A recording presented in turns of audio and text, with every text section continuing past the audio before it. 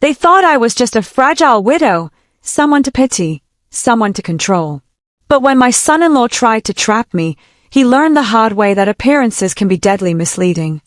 My name is Lila Monroe, and at 68, I've survived heartbreak, loss, and raising a daughter who believed she'd found the perfect husband. But on the night of her wedding, while everyone else was clinking glasses, I was already taking notes. You see, the charming groom thought he was marrying into money and weakness. What he didn't know was that I was hiding more than pearls around my neck. I was hiding a side of me he would never forget.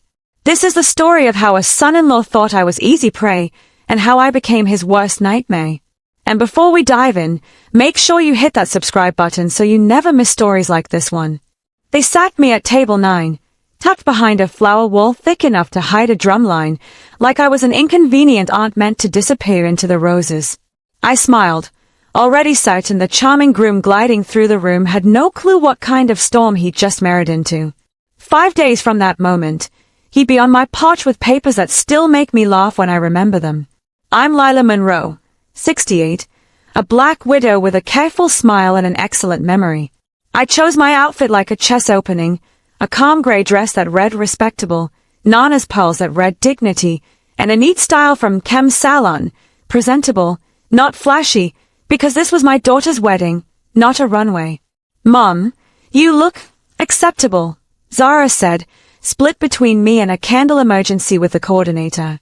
Acceptable, like a participation ribbon for breathing. Zara swept buying great-grandma's lace, glowing with that new bride shine that hushes even cynics. Then the guests flowed in and the hierarchy strutted out. The groom's family arrived like visiting nobility.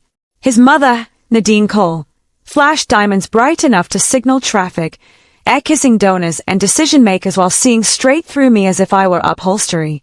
Table 9, the usher said, as if bestowing an honor. Right behind the decorative feature. Decorative feature, They planted me behind hibiscus and baby's breath so dense my view was perfume. Fine. The oversized mirror across the room gave me everything I needed anyway. The toasts, the alliances, the groom's smiles. Darius Cole kept a smile menu, high wattage for wealth, warm for the useful, and bland for anyone who might need rather than give. When he drifted over to my floral island, the brightness dialed up. Mrs. Monroe, he beamed. Isn't this magical? You must be bursting with pride. Oh, I'm practically vibrating, I said, sweet as syrup. The view from my little garden is educational. If he heard the edge, he filed it under not important. I was hoping we could spend some quality time soon, he said. Family collaboration and all. Most folks do that before the vows, I said. But I admire a man committed to working backwards. A tiny tremor ticked in his smile, then smoothed. Dinner Thursday. Very private place downtown. Excellent for meaningful conversations. Mystery dinner. My favorite, I said, fanning myself like a church lady with opinions. Thursday works. He floated off to charm more profitable targets while I checked my reflection. Silver hair, soft cardigan, coupon clipping aura. Exactly the character I'd been honing for 18 quiet months. After the father-daughter dance, I touched up lipstick in the marble restroom, practiced my harmless widow face, and returned to my floral fortress. Darius was pouring attention on the Hendersons from Franklin's old firm like it came by the gallon. He caught my eye. Can't wait for Thursday, he stage whispered. So am I, baby, I said, and meant it, just not his way. The ceremony was tender. The cake was lovely. The seating chart preached a whole sermon. I left early, the picture of a woman grateful for a ride home, when in truth I was leaving with notes. Over the next day and a half, Zara called in bursts, newlywed bliss on speakerphone. He's so thoughtful, Mum. Already talking about our future, security, planning. Security, I repeated, the word moving through the conversation like smoke before a flame. By Thursday I'd set my role, simple black dress, Mama's pearl studs, and Franklin's old watch, the one that doesn't tick but still looks like time. The restaurant Darius chose had waiters who pronounced water in French and stared like you owed them an apology. He stood when I arrived, gleaming with success and sincerity. Lila, you look radiant. This place is A lot, I said, sitting. Wine arrived with more syllables than sense. He swelled and launched the pitch. How are you managing, alone? He asked softly.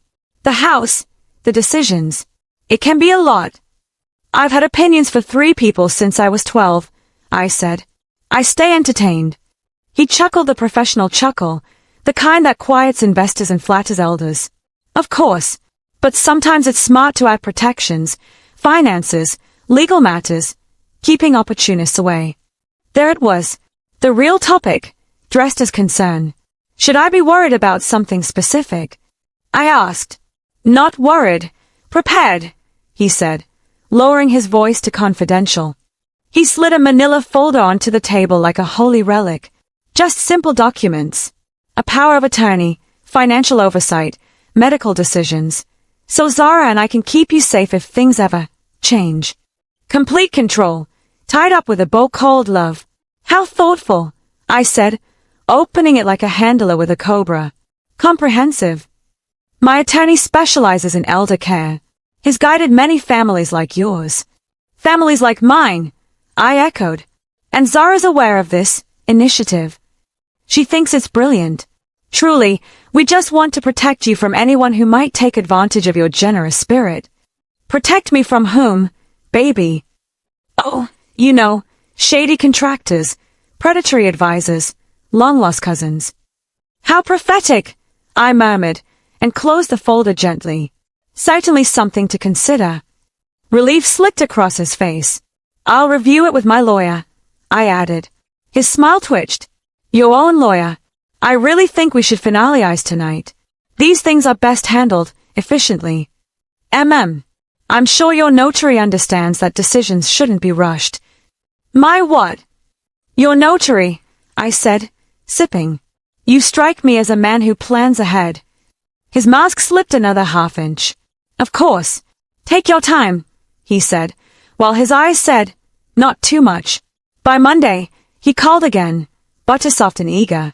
Perhaps we meet somewhere more private, he suggested. Your home, maybe. I can bring examples. Success stories. Come Wednesday at 7, I said. We'll make tea. Between that call and Wednesday evening, I did what I do best, observe and plan. I set the living room the way church mothers set a repast, inviting, but strategic. Lamps low. Table cleared. Coasters aligned like coordinates. Darius arrived right on the dot with a briefcase and a smile you could frame. He spread documents like a dealer and started a slideshow of gracious outcomes. How thoughtful, I said.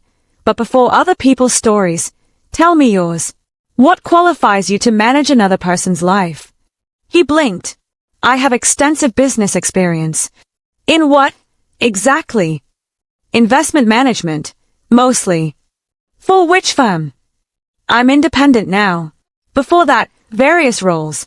Various is doing heavy lifting, I said. How many elders have you protected? A few. Families who needed guidance. Guidance they asked for, or guidance you suggested they needed. Silence. The old mantel clock clicked like a metronome. Lila, I'm sensing a misunderstanding. Oh, I understand just fine, I said softly. I'm just curious about your methods. My methods. For identifying soft targets, gaining their trust, and persuading them to sign away their lives. I would never target widows, never use concern as camouflage, never lock folks out of their own decisions. I smiled without showing teeth. You made one mistake, Mr. Cole. And what's that? Assuming I'm harmless. His jaw flexed. You're confused.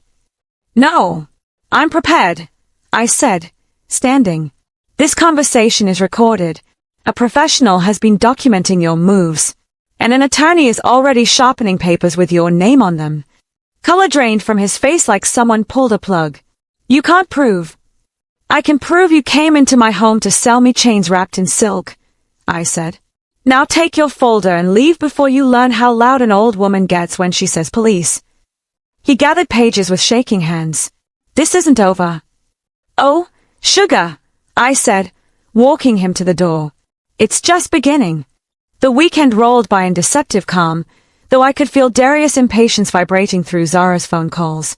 She gushed daily, her voice bubbling with joy. Mom, he's so thoughtful. Always planning ahead for us, for our stability, for our future. He says security is everything. Security. That word floated through her sentences like the smoke that comes before a fire. Oh, sweetheart, a husband should absolutely think about money constantly, I told her, my voice sweet as molasses. Especially other people's money. What do you mean? Nothing, baby. Just that financial planning is the most romantic love language there is. She missed the sarcasm entirely. Maybe that was for the best. By the time Wednesday arrived, it felt like waiting for a dental appointment you couldn't postpone. I filled the hours with widow tasks, wiping dust off Franklin's books, trimming dead leaves from the rose bushes, making sure the curtains in the living room fell just so. When 7 o'clock came, I was ready. Black dress simple enough to whisper respectable, pearl earrings from Mama, Franklin's old wristwatch that hadn't ticked in years but still carried weight. The doorbell rang exactly at the hour. Darius stood there like a cover photo, crisp suit, trustworthy smile, leather briefcase tucked under one arm. Mrs. Monroe, thank you for letting me come here. I know this can feel overwhelming. Oh, baby, I'm not overwhelmed. I find it educational. He stepped into my living room like he owned it, spreading documents across my coffee table with the confidence of a pastor laying out scripture. Charts, contracts, case studies, all tidy in cream folders. These are examples of families who benefited from protections like this. I think you'll find them reassuring. How thoughtful, I said, settling into my chair. But before we stroll through other people's stories, tell me yours. He blinked once, then smiled too quickly. Mine. Yes. Your background. Your qualifications. What makes you the man to manage someone else's life? His smile faltered a hairline crack. Well, I have years of business experience. In what? Finance. Investments. For which company? I operate independently now. Before that, I held various roles. Various is a heavy word, I said. And how long have you been advising elders on their financial decisions? I wouldn't call it advising exactly. More like protective planning. And how many people have you protected? A few. Families who needed guidance. Guidance they asked for, or guidance you suggested they needed. The room went quiet, except for the tick of the mantel clock Franklin's grandfather built. Mrs. Monroe, I think there's been a misunderstanding about my intentions. Oh, no, sugar. I understand your intentions crystal clear. I leaned in, my voice low and sharp. What I want to know about is your methods. My methods. Yes, your method for spotting vulnerable targets, for earning their trust, for persuading them to sign away their rights. I would never. Never what, Darius? Never target widows. Never use concern as camouflage. Never sell chains dressed up as protection. His face tightened. You're confused. I smiled, soft and patient. No, baby. I'm prepared. His eyes narrowed. Prepared how? This conversation, I said, tapping the coaster by my glass, has been recorded from the moment you walked in. A professional has been documenting every step you've taken. And an attorney is already sharpening papers with your name written bold across the top. The color drained from his face like a faucet had been turned. His hand trembled as he tried to rearrange the folders. You can't prove. Oh, I can prove you came here to steal my independence dressed up in a three-piece suit, I said, standing. Now pick up your little papers and get out before I teach you how loud an old woman's voice can carry when she says the word police. He shoved documents into his briefcase with shaking hands. This isn't over. I opened the door wide. Oh, sugar. For you, it just got started. The weekend after that meeting with Darius slid by too quietly, like the air before a storm. Zara kept calling, her voice still dripping with love blindness. Mom, he's just trying to help. He knows so much about legal stuff. He's thinking about our future. Legal stuff, I repeated, smiling into the phone. Sweetheart, that man thinks about legalities the way a wolf thinks about sheep fencing. She didn't catch it. Maybe she wasn't ready to. But Monday morning changed everything. The phone rang. Mrs. Monroe, Darius' voice purred. I've been thinking about our conversation. Perhaps I could bring some additional documents to your home, examples that might help you feel more comfortable. My home, where he could lean harder, without witnesses. That's thoughtful, I said. Wednesday at 7 again. Perfect. I'll bring success stories. He hung up too fast, like a man racing toward his own noose. That Wednesday evening, I set my living room for war. Lamps low, coffee table clear, coasters arranged like chess pieces. My costume, plain gray dress, minimal jewelry, pearl studs, Franklin's old watch that still refused to tick but looked like authority anyway. At 7 sharp, the bell rang. Darius entered with his briefcase and his most trustworthy smile, laying out papers like playing cards. These are case studies, he said. Families who prospered because they had protections in place. You'll find them reassuring. How thoughtful, I murmured. But before we dive into other people's stories, I'm more curious about yours. His mask slipped a fraction. Mine. Yes. Where did you learn to manage other people's lives? He coughed into his hand. I've held a variety of positions. Investment management. Protective planning. Variety covers a multitude of sins, I said, folding my arms. How many widows have you helped? He hesitated. Several. Families who needed guidance. Guidance they begged for, or guidance you decided to impose. The old mantel clock ticked like a drum roll. Mrs. Monroe, I think you're misinterpreting. Oh, I don't misinterpret, I said, standing slowly. I just connect dots. And right now, I see a man trying to fast-talk me into shackles. He flinched. That's unfair. No, sugar, unfair is trying to strip a widow of her independence because you think gray hair means easy prey. I let my smile sharpen. The thing is, I'm not prey. Not anymore. He stiffened. What do you mean? I mean you made a mistake. I've been watching men like you longer than you've been alive. And unlike the others, Franklin prepared me. Prepared you how? His voice cracked. By leaving me a war chest you don't even know exists, I whispered. The color left his face. You're bluffing, he hissed. Try me. I opened the front door wide. Leave. Now. And pray you never come back. He gathered his papers in a storm of shaking hands, muttering as he stormed out. The silence that followed was thick. I walked to Franklin's old chair, ran my hand across the worn armrest, and let my heart settle. For 18 months, I'd been too grief-stricken to touch the basement. Too afraid of what I'd find behind the wall panel Franklin had always guarded like treasure. But Darius' greed had pushed me past fear. Thursday morning, I stood at the top of the basement steps, Franklin's old brass key in hand. My pulse rattled like a drumline. The air downstairs smelled of paper and cologne, Franklin's cologne, faint but stubborn, clinging to the suit still hanging in the corner.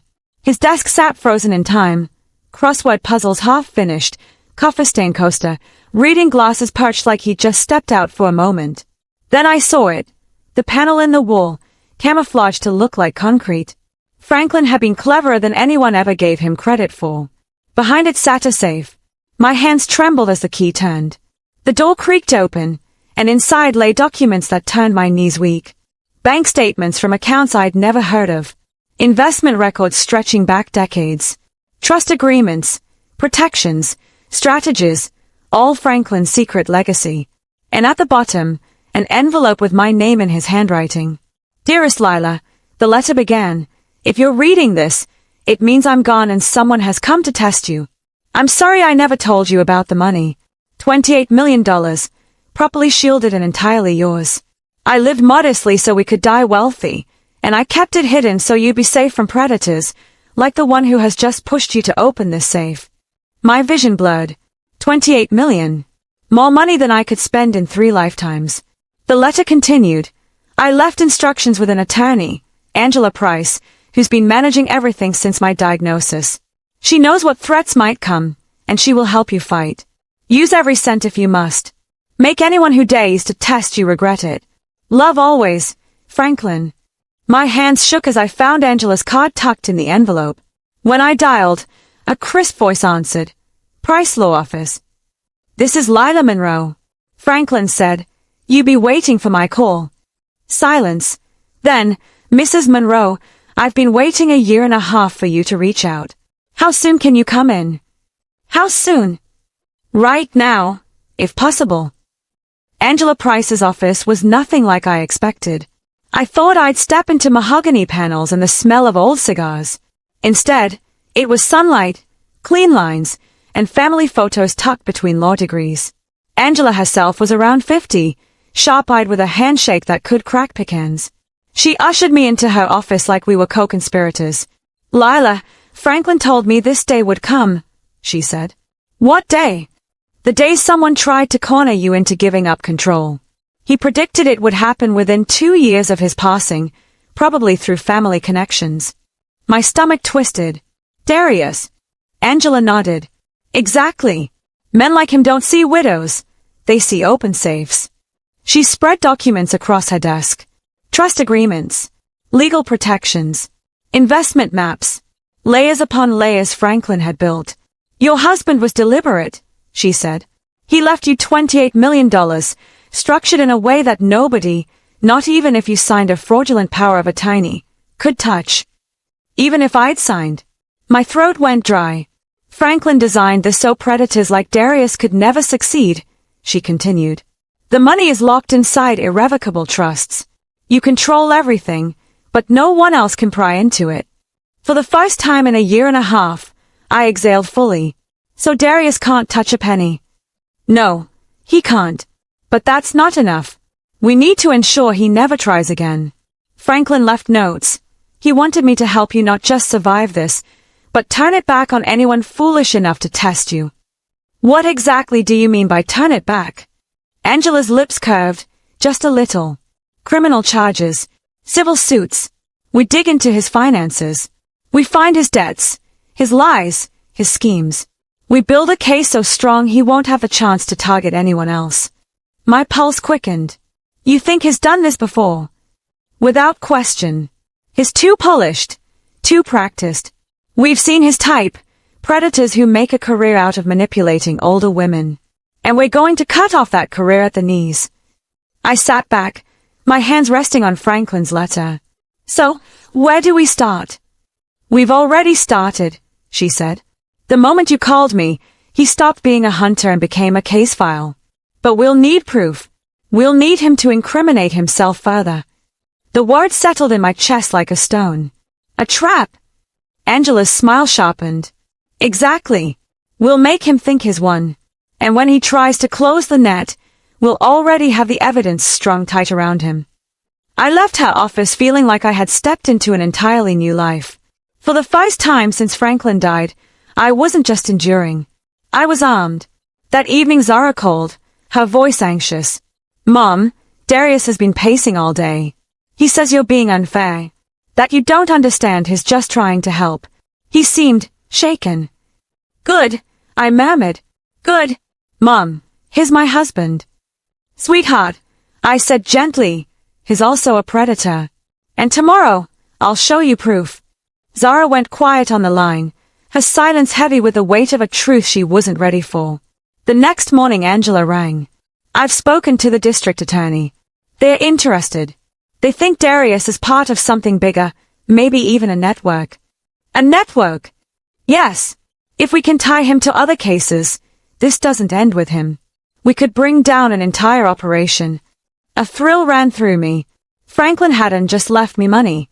He'd left me a war chest.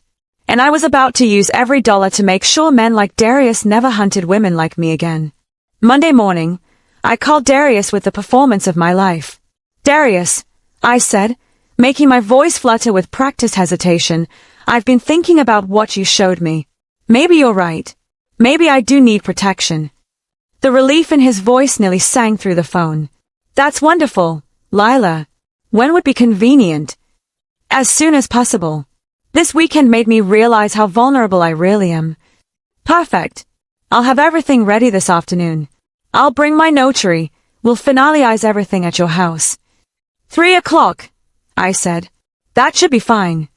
When I hung up, Angela gave me a look across the living room where hidden recording equipment had already been installed. He took the bait. At exactly 3 o'clock, Darius arrived, briefcase polished, notary trailing behind him, smile gleaming like a used car salesman closing the biggest deal of his life. He spread the documents across my table with confidence. Lila, you'll feel so much safer once this is signed. You'll never have to worry about bills, investments, or decisions again. Zara and I will manage everything. All of it. I asked softly, pen in hand. Everything. Finances, medical choices, even your living arrangements. Living arrangements, I repeated, signing the first page with a trembling hand. Like, moving me somewhere convenient. He smiled. If necessary, yes. But it's for your good. I signed the second page, my voice quivering just enough. And if I change my mind later? Well, he said, his tone dropping, that depends on your mental state. These agreements are meant to be permanent. Permanent. Like a sentence. I signed the third page, then set the pen down. Darius, there's something I should tell you. He leaned in, greedy eyes wide. What's that? I think Franklin may have had more money than either of us realized. His pupils blew wide, his fingers tightening on the papers. More money? How much more? I'm not sure, I said sweetly. Maybe, significant amounts. He was practically shaking. Significant? Tell me, Lila. That's when Angela stepped from the back room, flanked by 2 police officers. Tell her what, Mr. Cole? She asked. Darius froze, his mouth half open. The officers moved in. You're under arrest for attempted elder fraud, one said, snapping the cuffs around his wrists. His face drained of color. This is entrapment. You can't. Oh, I can, I said, standing tall. And I did. You thought you were hunting a helpless widow. Turns out you wandered into a lion's den. They dragged him out, his protests echoing down my hallway. The notary, wide-eyed, backed away muttering apologies. That evening, the news carried the headline, Local Businessman Arrested in Elder Fraud Sting. His mugshot, confusion, rage, disbelief, was plastered across every channel. Zara called, sobbing. Mom, what have you done? You've destroyed him. No, baby. He destroyed himself. I just made sure the world saw it. But the arrest, the trial, this will ruin him. That was the point. She showed up an hour later, face streaked with tears. I sat her down, poured her tea, and pressed play on the recording Angela had already cued. Every word Darius said, every greedy confession, every plan to lock me away and strip me of Franklin's legacy poured out of the speakers. Zara's face shifted from denial to rage to heartbreak. He was going to steal from you, and from me. Sweetheart, I said gently, he didn't love you. He loved what he thought you could give him. There's a difference. Her silence was the sound of truth settling in. 2 weeks later, Darius' bail was set at $400,000, money he didn't have. Investigators uncovered gambling debts, fake business ventures, and a trail of widows he'd targeted before me. By September, the trial opened. The jury didn't take long. Less than an hour before they returned, guilty on all counts. The judge's words still ring in my ears. Mr. Cole, you targeted the vulnerable, exploited family ties, and sought to strip a widow of her independence. You showed no remorse. This court sentences you to 16 years in federal prison. 16 years. He'd be middle-aged when he got out, if he lasted. As they led him away, he glared at me. This isn't over, old woman. I smiled, calm and steady. Yes, it is. The months that followed turned me from victim to warrior. Angela and I worked with the district attorney, and soon the FBI uncovered a wider ring. Darius wasn't alone. He was part of a network that had stolen millions from elderly black women across several states. Using Franklin's $28 million, I funded investigations, prosecutions, and recovery programs. By the end of the year, over 24 predators were in custody, and millions of dollars were restored to their rightful owners. One evening, Zara sat beside me on the porch, her hand in mine. Mom, I thought losing Darius broke me. But now I see, it freed me. I squeezed her hand. Sometimes heartbreak is a door, baby. You just have to step through. She nodded, stronger than I'd ever seen her. And me? I became something none of them expected. Not a widow hidden behind flowers at a wedding, but a name predators whispered about with fear. Because I wasn't just defending Franklin's legacy anymore. I was making sure no woman like me ever sat at table 9 again, overlooked, underestimated, and left unprotected. And for every Darius Cole out there, I had one promise. Try me. I'm the wrong widow. And that's how my so-called son-in-law learned the hard way that I was not the easy prey he imagined. I was the storm he never saw coming. Let me hear from you in the comment section. Do you believe I did the right or wrong thing? Thank you for watching, lovelies. Don't forget to like, comment and subscribe to the channel for more unforgettable tales. Also share with your loved ones and I'll see you in the next story.